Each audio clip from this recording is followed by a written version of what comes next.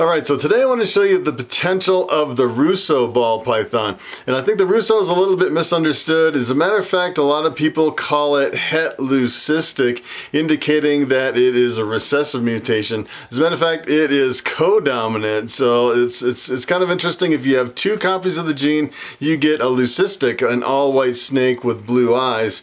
And if you have one copy of the gene, it almost looks like a normal ball python. I can see where some people could get confused early on thinking it's a recessive mutation. And as a matter of fact, it's kind of an interesting morph because in a lot of cases when you mix in het leucistic or just one copy of the Russo, you almost have no effect at all on the visual appearance of the snake. And in some cases you get a snake that's a little bit darker, and in some cases you get a snake that's a little bit lighter. Some combos you can actually see quite a bit of an effect from one copy of the Russo. So today what I'm going to do is I'm going to jump over to the internet and I want to show you the potential of the Russo ball python. Alright, so I'm going to jump over here on Morphmarket.com and I want to start with the Russo, just one copy of the gene. This is what a Russo looks like, and as a matter of fact, if you actually handed me the snake, I would probably think it was just a normal wild type ball python. It's a really extremely subtle morph, and I know in some of these, like there's a lot of really subtle morphs like the yellow belly and the gravel and the asphalt, all those genes. And as a matter of fact, if someone handed me any of those snakes, I would probably confuse them with just a wild type like a normal classic ball python. And if you actually breed two Russos together, 25% of the time you get a super Russo, and this is what a super Russo looks like. It's actually a blue-eyed leucistic. So I can actually see where someone could get a little bit confused if you actually, were working with this. You almost think it is a recessive, thus that's probably where they got the name het leucistic, because you can't even really see one copy of the gene.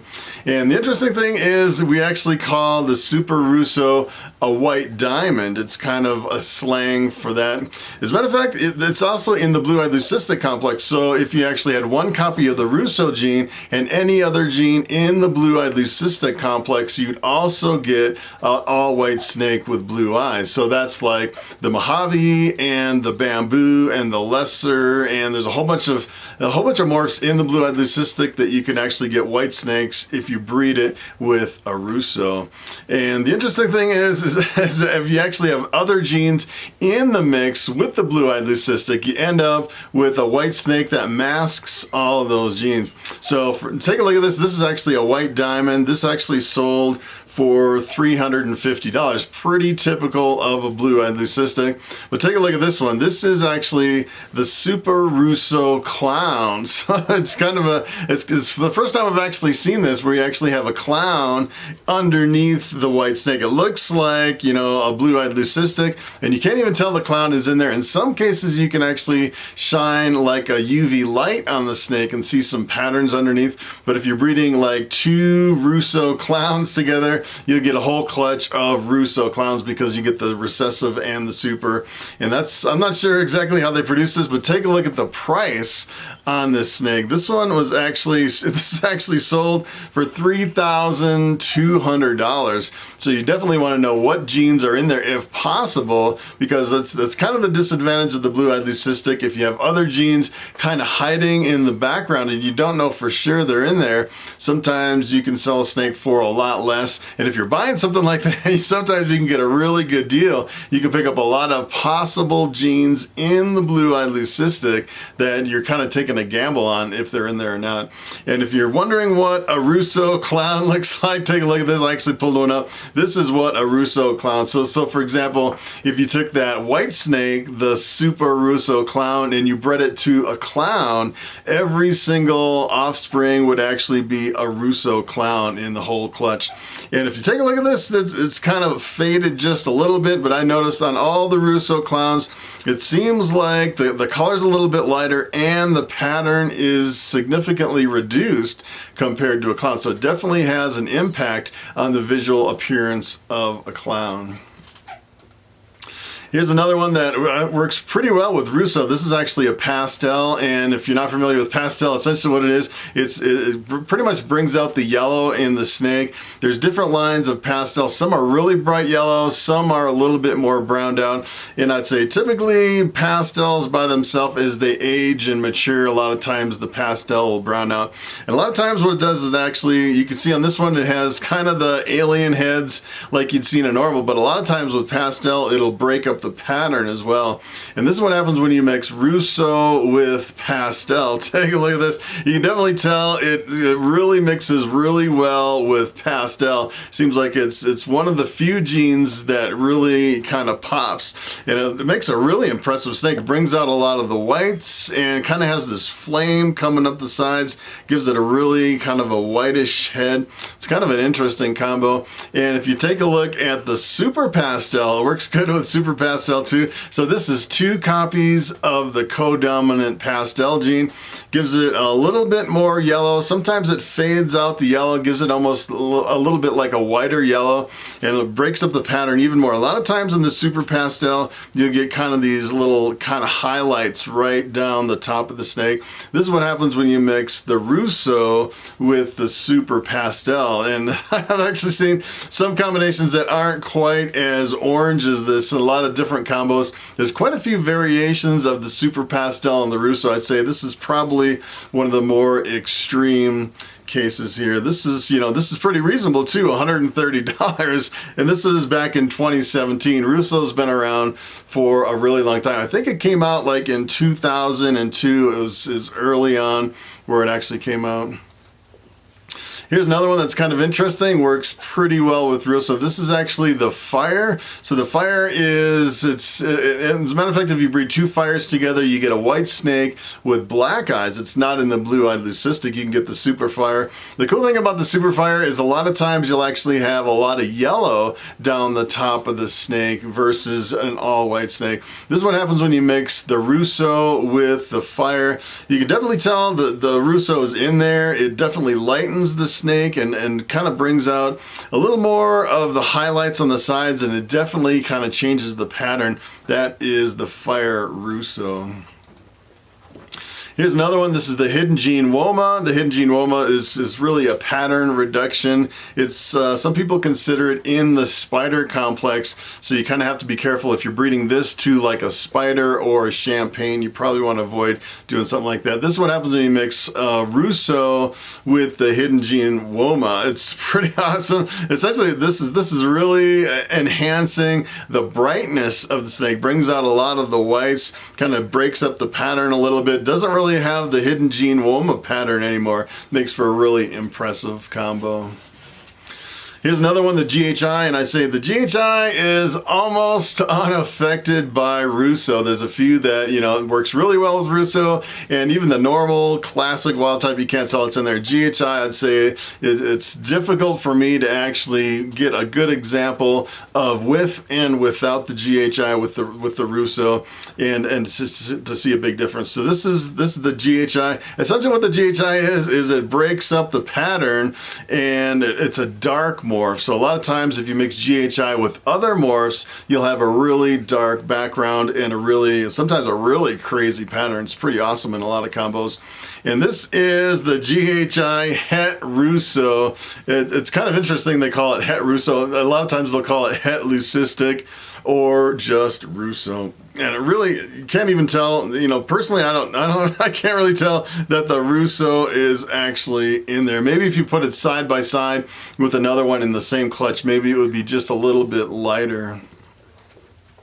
Here's another one. It seems like it works completely opposite with the banana. So it seems like in most cases it really brightens and enhances some combos. Some combos it doesn't affect them that much, but in others it kind of lightens it. And the banana is just kind of the opposite, and it darkens it. So this is the banana. This is what happens when you mix in the Russo with the banana. It really makes for a darker snake. And it seems like every single banana I looked at without Russo was a lot brighter than all the ones with Russo, and it really darkened the banana. It was kind of interesting.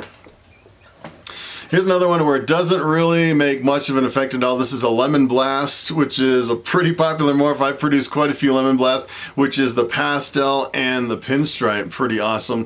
This is what happens when you mix Russo in with the Lemon Blast. You really can't see much of a difference. I see maybe just a little bit on the side. You see a little bit white coming up. You almost see like a little granulation, maybe some pixelation around on top. It's kind of hard to tell unless you actually have like two Lemon Blasts from the same clutch, one with and one without Russo. It's kind of hard to tell. And here's another one. This is actually the Pinstripe. One of my favorite morphs is the Pinstripe. Pretty much as gold of a snake as you can get. It's a really awesome morph. I produced quite a few Pinstripes. This is what happens when you mix Russo with Pinstripe. I'd say there's not a whole lot of difference between the Pinstripe with and without the Russo. One difference that I did notice, if you take a look at the sides of the snake, it seems like it really breaks up the pattern on the sides. Although on this side, it doesn't look like it's broken up as much as on this side of the snake, which is kind of interesting. And if you kind of look back at this Pinstripe, a lot of times they'll have more of a clean, clean lines and almost alien heads on the side of the snake, and you can definitely see it's broken up in this example.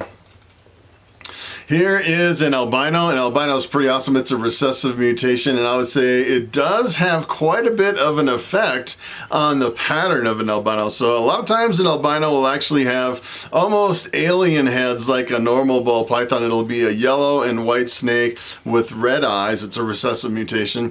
This is what happens when you mix Russo with albino. Take a look at how it affects the pattern on the snake. It really breaks it up. It seems like every albino I looked at with Russo in it, definitely it affected the pattern on the snake, and this is probably one of the best examples where I saw it really had a large effect on the pattern.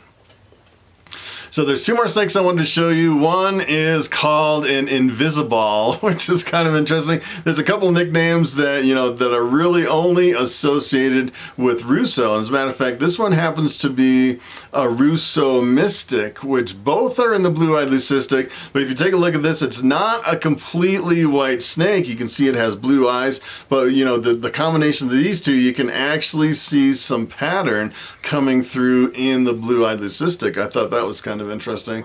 And here's another one that's kind of a nickname just for the Russo mixed in with the pied. We call it the Pinto pied, and it's every single Pinto pied that I've looked at, it looks like it's a really high white pied, so it seems like it reduces most of the color on all the pieds when you add in Russo. And I would say it doesn't really push it to the head in all cases. Sometimes it's 50-50 kind of down the snake. Sometimes it's in the middle. Sometimes it's either at the head or the tail. So it doesn't really act like a spider, where the spider would push all the color to the head. I would say in most cases, it's pretty much across the board. Everything that I've seen, it really enhances the amount of white and reduces the amount of color on the pieds.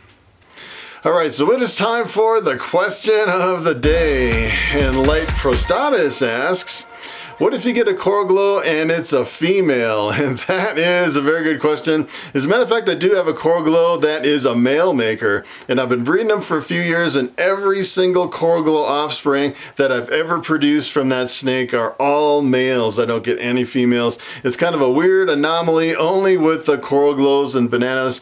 And believe it or not, one every few hundred snakes, that they say there's a possibility I could actually get a female from that male maker. It's pretty rare, but you can actually do it. And if I was to actually get a female, females don't really behave like the males. So there's no male makers or female makers when it comes to females, which is, it gets a little bit confusing. So for example, if I took that female coral glow and I bred it, all the coral glow offspring from the female would be 50-50 males and females. And all the males that come from the female would be female makers. So when I breed those male offspring, every single offspring that they have breeding forward would all be females. It's kind of an anomaly. It really depends on the gender of the parent that produces the males, and only the males are male makers and female makers. So that is pretty much it. Thanks for watching, and I will see you in the next video.